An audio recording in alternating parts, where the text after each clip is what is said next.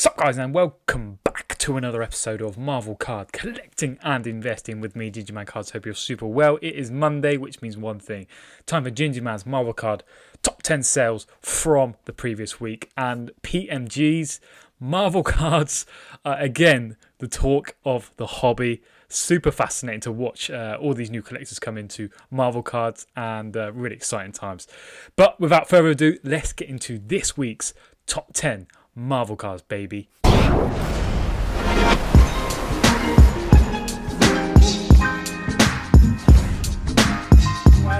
let's get into it. In at number 10, 2015 Marvel Fleer Retro PMG Blue, numbered out of 50 of Scarlet Witch in a PSA 9 slab.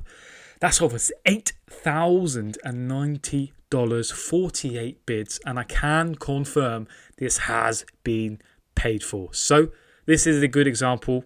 There are some big whales out there dropping some big cash on these Marvel PMG cards. However, on the other side, if you're a new investor, collector, just be very careful.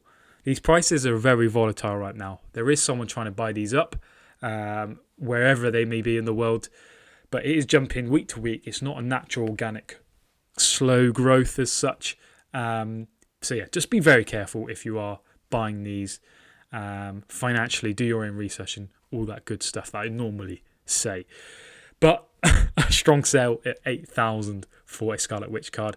Again, does the MCU play an impact in this? I do also think that is the case.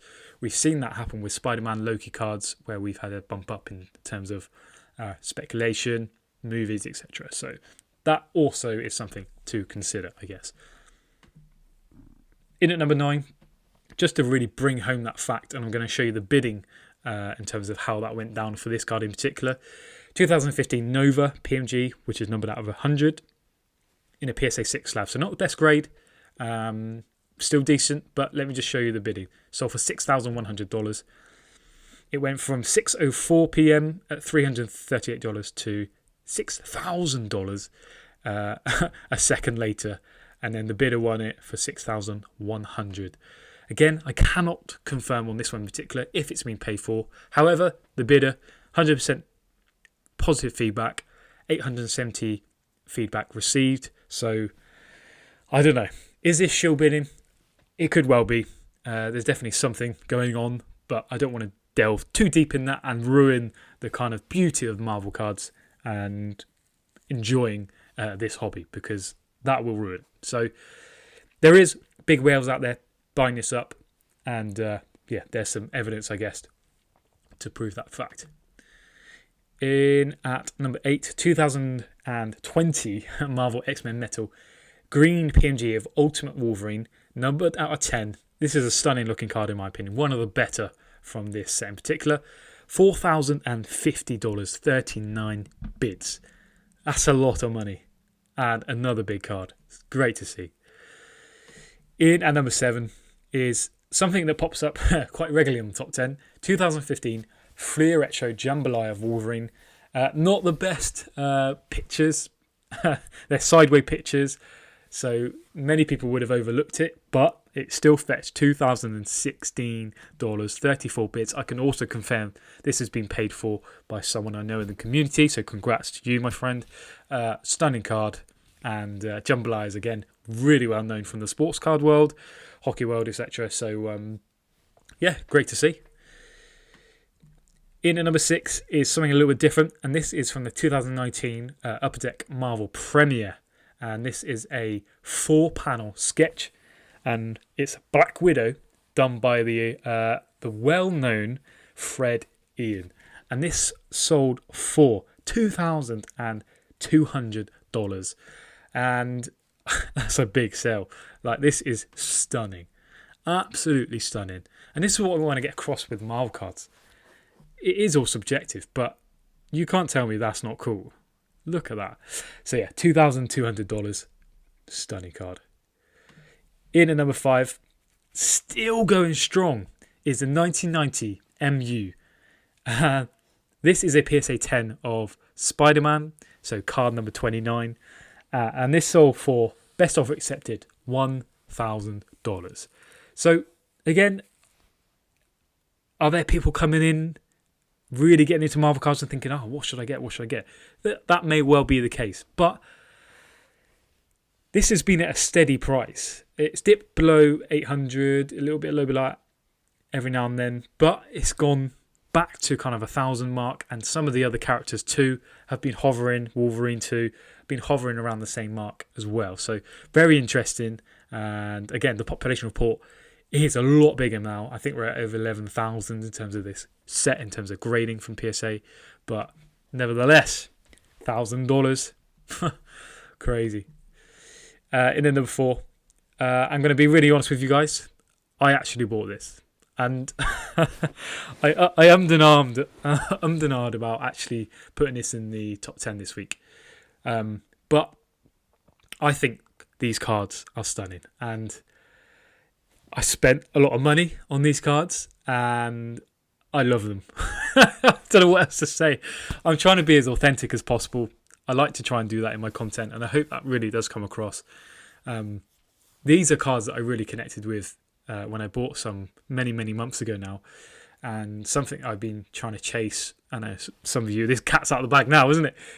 Some of you know I've been trying to chase some of these, and when these came up, I was like, God damn, I need to make the most of this, and yeah, I went for it. But these are from the Rittenhouse Dangerous Divas 2, but in particular, these are 75th anniversary cards, and they're spread across 3 sets, and they are, in my opinion, beautiful, and they are scarce. So they're numbered out of 75. You can see there's She-Hulk. But look at the gold border. I'm trying not to be too biased, but again, you can see the number cards on the back there. Beautiful to look at. But yeah, I hope you appreciate that, being authentic, and yeah, I love these cards. So that was number 4. In at number 3, 2020 Upper Deck Marvel X-Men Metal again. Comic Cuts cover, and it's a 16-piece numbered 57. This sold for $1,825, and this just looks incredible, and this is not easy to do. So yeah, really cool to see something different, getting some love, rightly so.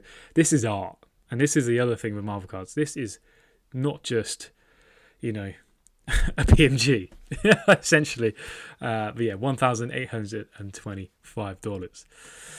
In at number 2 is another sick sketch card. And this is from the, I don't know if you know this guy, but this is a sketch artist called FX. I had to do some research when I saw this sell the other day. So FX is a French artist, and you can see his Instagrams there. Really cool stuff. But this is an artist proof sketch card. Now, if you don't know what an AP is, I'm just going to give you a quick Ginger Man summary. So AP, sketch, artist keeps or kind of sells from their own collection, and it's an officially licensed kind of thing, and they are often high quality and very limited. As you can see there, you've got the FX and you've got the AP there. So that is why this fetch $1,925. You can also see in the description, this is actually the genuine artist proof sketch card, 1 of 1, Miss Marvel and Captain America. So original drawing of me FX. So this is actually the artist FX, I believe. So yeah, beautiful. Absolutely beautiful. And in at number 1, Black Panther 2016 Marvel Masterpieces Kaleidoscope Holofoil, numbered out of 25 in a BGS 9 slab, which makes that a pop 1. And that sold for best offer accepted $2,300. Again, these 2016 Kaleidoscopes, Speckles, all the hollows have been bought up quite rapidly, and this is another beautiful example of getting something graded regardless of the grading company. It's about the card, and this is the price it's fetching, $2,300. So beautiful. And that concludes this week's top 10. However, I'm just going to show you a quick update of Golden. Where are these big dog cards at? I did do a update 4 or 5 days ago or so, but this 2017 complete blue set is currently at $43,000 with 5 days remaining. The red complete set is at $22,000. The 2015 Fleer Retro box, hobby box, is at $2,750. The purples have not changed. They're at $2,500 a piece. And again, I will keep you updated as and when these events happen. And we'll get into some more info. We'll hopefully be chatting to the owner of these cards after they have been sold, to get his reaction, his feedback, and his story, because it is an amazing one. So watch this space for that content, and I hope you enjoyed this episode. A little bit of a different style this week, but hopefully you can appreciate that Marvel Cards is a wide bag, and hopefully you've learned something and got some value from this episode. If you did, please hit that subscribe button, like button, and one thing left to say, please do share it. Marvel Cards, baby. Let's go.